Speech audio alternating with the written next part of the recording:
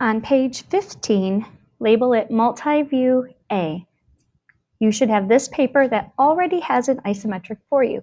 So step 1, draw the isometric sketch of the object is already done for you, so you don't need to worry about it. So we are going to skip right to step 2. Identify the front, top, and bottom, and a hint is a color code. So take just a minute, and I want you to stop and try to color code those on your own. Really think about what you would see. Hint, one of the sides will not be colored at all. So let's double check. If I were to look at this from the front, when I look at it, this person would see this square, and this square. So you should have those 3 squares for the front.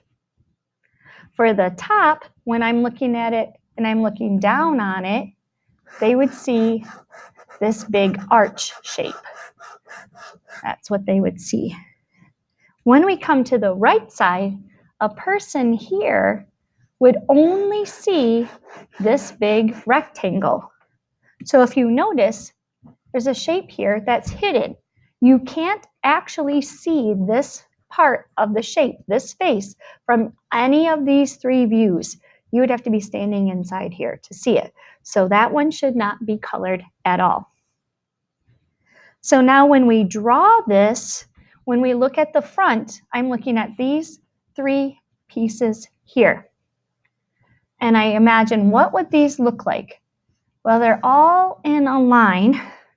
And so if I draw piece 1, 1, 2, 3, 1, 2, 3, that's just a square right here. Looking at it, piece 2 would be right next to it. It would be like it's deeper than it, but when I'm looking straight at it, it's right next to it.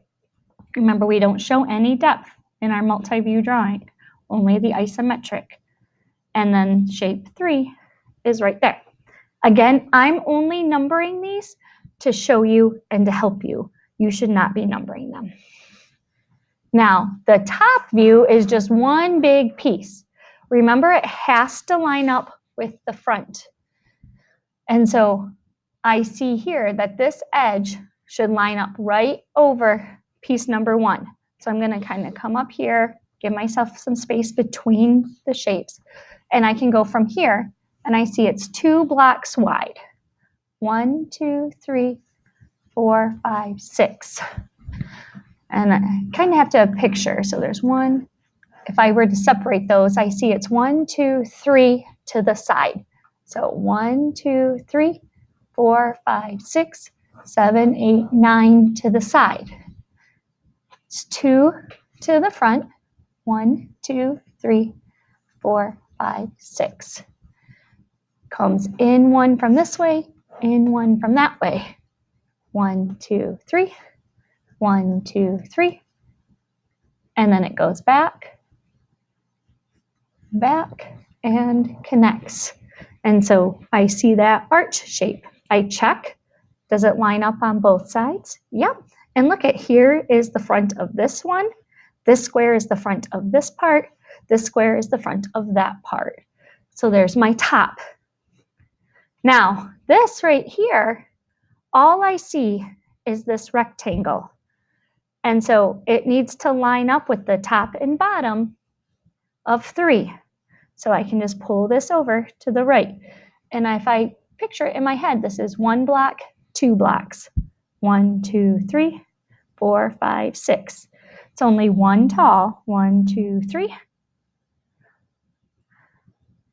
And that's what I would see, is this one big rectangle. It's the same height, same width as 3. Now, to address this hidden one, we can put a hidden line, because if this cut through, if I could see it, that's 1 block deep, we can put a dashed line